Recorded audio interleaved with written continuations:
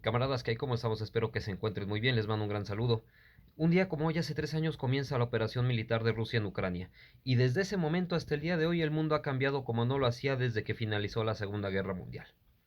Igualmente, desde el inicio de la operación militar especial, su servidor y muchos de los que pensábamos como yo hemos recibido todo tipo de ataques a nuestra formación, a nuestra capacidad como analistas, incluso ataques personales en redes sociales y en mi caso incluso también en persona, pero no será este el video para ufanarme de haber tenido razón todos estos años. Creo que la historia sí ha demostrado que existe un lado correcto y es el lado en el que estábamos los que advertimos durante todos estos años las consecuencias de la expansión de la OTAN.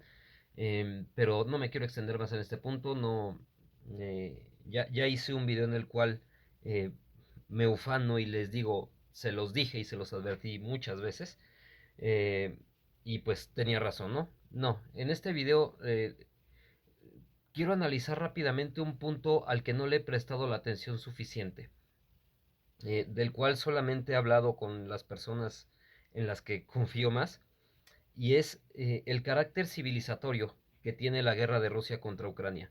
Al principio de la misma muchos pensaban que Rusia estaba ávida de territorios, que se trataba de una potencia de segunda venida, todavía menos, de un país en decadencia. Y yo me posicioné muy claramente en alguna nota que en breve cumplirá 3 años también, en la cual decía que Rusia es en sí mismo una fuerza de la historia, que el proyecto histórico ruso trasciende a entidades políticas tremebundas como la propia Unión Soviética o como lo fue el otro imperio ruso, que Rusia, si existía tal entidad, era una fuerza de la historia, ¿no? Y en ese sentido, pues mucha gente se burló de mí, pero hoy, ya con muchos datos en la mano, puedo nuevamente jactarme de haber estado desde el principio del lado correcto de la historia, porque sí, existe un lado correcto de la historia. Y en este video pretendo analizar rápidamente el conflicto, eh, con miras a hacer un análisis más profundo posteriormente, no desde la perspectiva geopolítica del Rimland, del Heartland, la lucha de las telurocracias contra las talasocracias, los Lebensraum, etcétera, etcétera, etcétera, no. No, quiero abordar este pequeño video desde el punto de vista civilizatorio, desde lo que significa en términos culturales la victoria de Rusia en Ucrania, ¿no?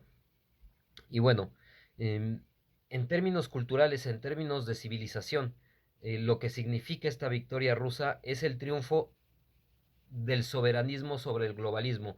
Si bien no es un triunfo definitivo, aún quedan batallas por librar. Estoy convencido de que lo que estamos viendo en este momento es el principio de un retroceso de estas corrientes globalistas, de estos discursos progresistas que tanto daño le han hecho a la humanidad. Estoy absolutamente convencido de que lo que estamos viendo en este momento es el principio del fin de este capitalismo woke, de este cáncer del mundo llamado progresismo, de esta chatarra intelectual encabezada por el feminismo, pero secundada también por el veganismo, por las luchas indigenistas, por esta reivindicación de las razas, en fin.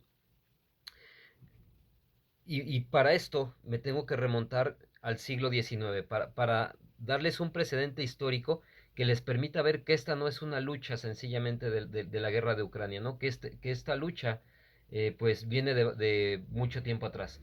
Y bueno, en el siglo XIX, Inglaterra se da cuenta que no puede vencer a España en el campo de batalla, que sus intentos por desangrarla a través de la piratería, estos intentos por desembarcar en la Nueva España, posteriormente en Cartagena de Indias, en donde son despedazados por don Blas de Lezo y Olavarrieta, posteriormente en Buenos Aires, en fin.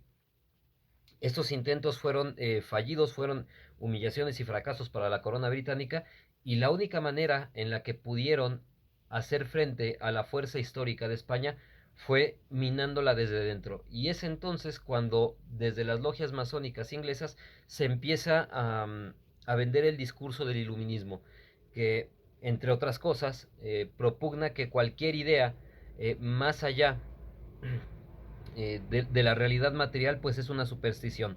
El iluminismo, entre otras cosas, insisto, plantea que las nociones de patria, de valores, la religión, son solamente supercherías carentes de valor, ¿no?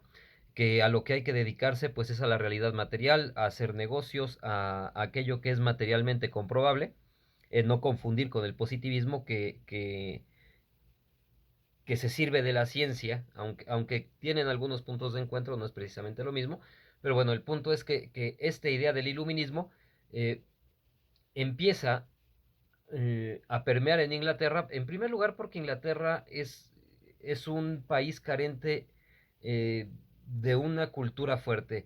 En términos religiosos, el protestantismo y el calvinismo perdieron la batalla en contra de la teología católica. Son fes carentes de un corpus epistemológico pues ligeramente sólido siquiera. No es extraño que los doctores de la Iglesia Católica los hayan arrasado en los debates, y tampoco es extraño que hayan corrido a los brazos de los judíos para hallar algún dejo de legitimidad en su religión, ¿no?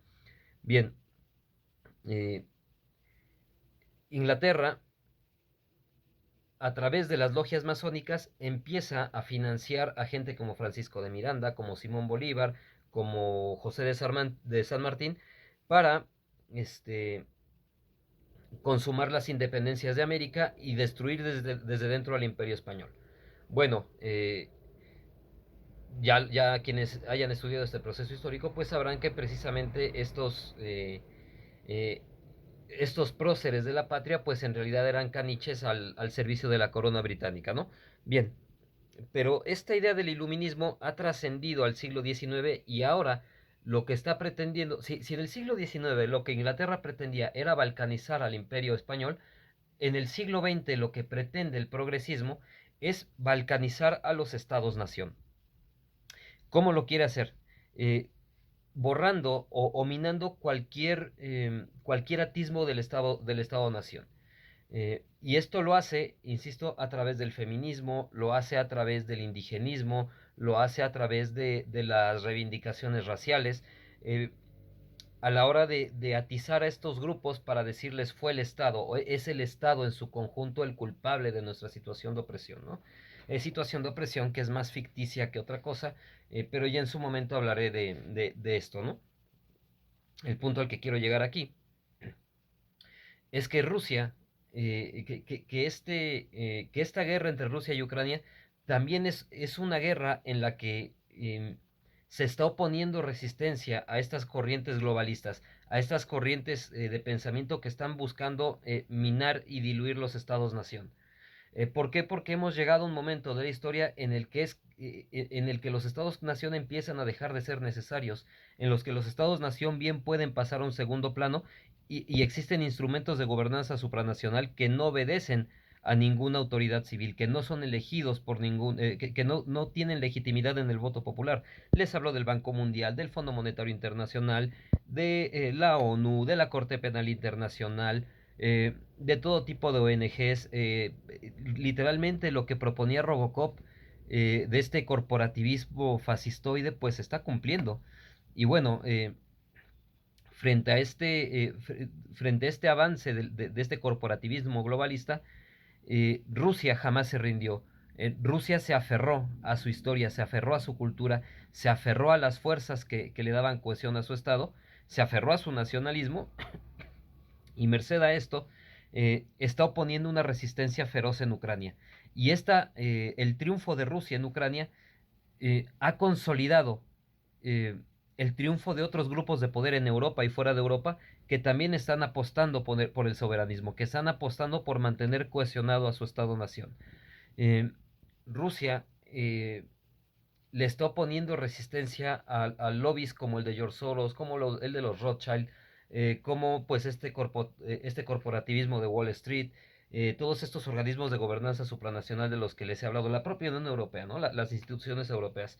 Pero bueno, eh, en ese sentido Rusia se convierte en un enemigo para Estados Unidos acaso más importante que la propia China. ¿Por qué? Porque la competencia que existe con China es por los mercados. Y sí, los mercados, la economía mundial es muy importante.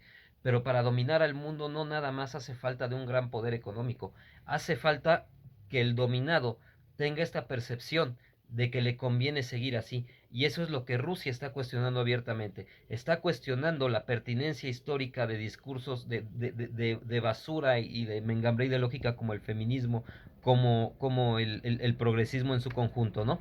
Bien, en este sentido, eh, Rusia es un ejemplo mucho más peligroso que la propia China, porque nosotros como hispanoamericanos no vamos a voltear a ver a China como una alternativa cultural. Si volteamos a ver a una alternativa cultural distinta a la de los Estados Unidos, vamos a voltear a ver a Rusia. El soft power de Rusia alrededor del mundo es tremendo.